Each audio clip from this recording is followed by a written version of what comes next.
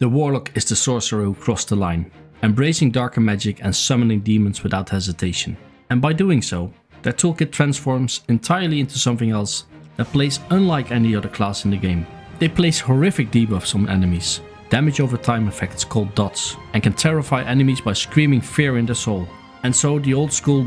fear playstyle still exists in the game today. And I for one am glad it does, because there's nothing more satisfying than placing multiple dots on your target, fearing them and watching them run off to their death, unable to react.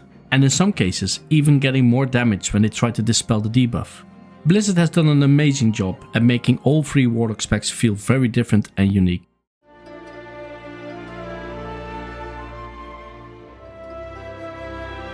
Performance. There's always room for a few Warlocks in the raid team, and even if they're not topping the meters in Mythic Plus, you're still smart to bring one along.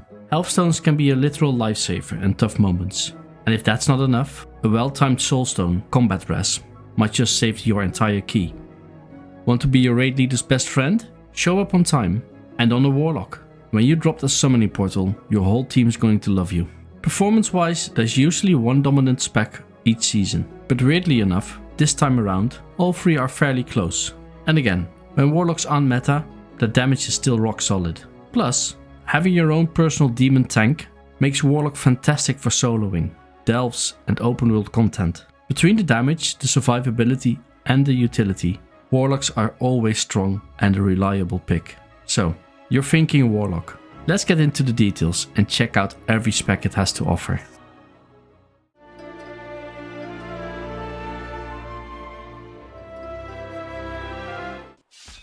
The Affliction Warlock is a master of debuffs and curses. They put painful lingering spells on the enemies. Dots like Agony, Corruption and Unstable Affliction. The dot playstyle is super satisfying, but you do need time for your spells to ramp up, and that can be a bit annoying in fast-paced dungeons. However, Blizzard has added more burst potential with Malefic Rapture, giving you some control over when to explode all your damage. And that's not all, they've massively improved the visuals. Affliction used to be the least flashy spec, but that's changed. With the new hero talent trees, Hellcaller and Soul Harvester, your spells, especially your Shadow Bolt, looks amazing. Let's travel back in time for a minute. Back to the classic Nightfall proc. I think it was introduced in Burning Crusade. As a Warlock caster back then, you didn't have many instant spells like the Mage did, but man did you want them. And so, Blizzard implemented the Nightfall proc. When Nightfall procced, your next Shadow Bolt became instant, casting your first 2 Shadow Bolts the hard way, and then suddenly your third flew out instantly. Back then it felt spectacular, and now it's back. The Nightfall proc has been revisited in a very cool way. Corruption damage has a chance to cause your next Shadow Bolt or Drain Soul to deal 25% increased damage. Shadow Bolt is instant cast, and Drain Soul channels 50% faster when affected. So yeah, you're juggling Shadow Bolts, keeping your dots up, channeling Drain Soul, it all fits the classic Warlock vibe so well. The Hellcaller tree is all about erupting with dark magic, managing dots while casting Wither and empowering everything with Malevolence. Dark magic literally pours out of you and corrupts your soul for 20 seconds, increasing your haste and taking your dots even faster. You've got demons like Darklair and your pet by your side, and with your shadowy spells flying through the air, it really makes you feel like one evil caster, but now with more visuals and flair than ever.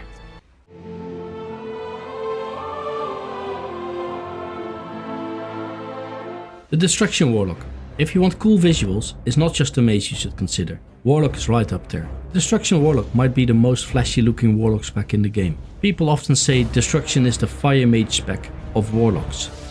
When playing Hellcaller, your Immolate cast turns into Wither, an instant cast, and you gain a short 1 minute cooldown in Malevolence. You gain a bit more flexibility when it comes to dealing damage while moving, and a bit more burst control. This can work especially well in cleave damage situations, where you might need to move out of an important mechanic and save your damage for a priority target. When playing Hellcaller, you'll want to spread this dot using Immolate or Cataclysm to tag multiple targets. That generates soul shards, which you can spend on big flashy spells like Chaos Bolt and Rain of Fire. This is more of a builder-spender playstyle. It's simple at its core. Spread Immolate, gain shards, spend shards on flashy spells. And let me tell you this, when that Chaos Bolt crits, you feel it in your soul. Then there's your big cooldown.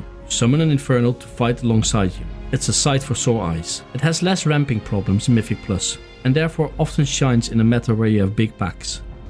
If you want to add even more demons in the mix, you can pick the Diabolist hero tree. This adds Diabolic Ritual, which ends by summoning a massive demon like an Overlord, a Mother of Chaos or a Pit Lord to wreck everything in sight. This hero talent tree slightly alters the function of one of your core spenders, but in general it doesn't feel a whole lot of change in the gameplay. So yeah, fire, flashy visuals and more demons with good AoE damage potential, what's not to love? Hello lovely people, great to have you with me. It's always good to know you there and watching my videos. My name is Brink and welcome back to my channel. Before we get into this video, please let me ask you if you would support this channel in a practical sense and part with a bit of gold. Price of a cup of coffee. Sign up and you will join my known work support group and you gain access to some exclusive videos. Let's get back to the video.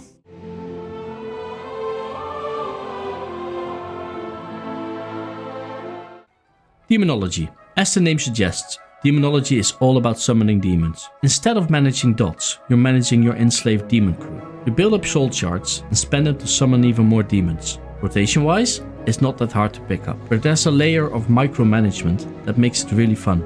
Like when should you explode your imp army?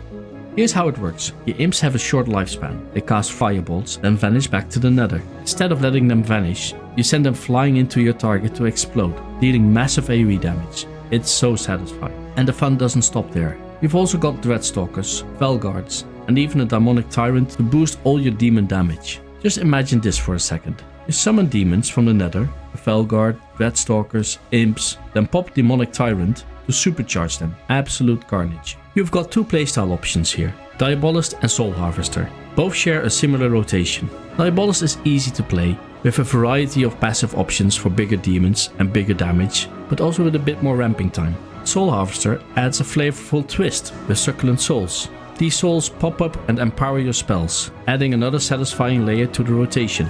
The visual effects of Soul Harvester can be a little bit less appealing compared to Diabolist, and you really have to pay attention to the transformation of your soul shards if you want to maximize your play around succulent souls. But when everything lines up, your demons are summoned, your empowered abilities are ready, you can absolutely melt a pack in seconds. There's nothing else like it. No matter which spec you choose, Warlock has one of the most distinct and flavorful identities in the game. From summoning demons to spreading curses or unleashing raw chaos.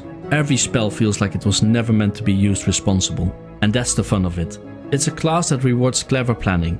It also rewards mastery by diving deeper in the evil depths of the Warlock. And it will make you feel a little bit more wicked. If you're looking for a class with dark flair, unmatched utility, always a good addition to the team, and a playstyle that lets you command the battlefield on your own terms, Warlock just might be the one. Thanks for watching. If you enjoyed this range class summary, I've got some good news. I've got more coming your way. I'll be covering every range spec before the launch of Season 3, and hopefully, it'll help you decide what to main. Remember, it's not all about good numbers, it's also about good fun. So good luck out there in Season 3, may your crits be huge and your raid wipes be someone else's fault. Catch you in the next one. Brink's out.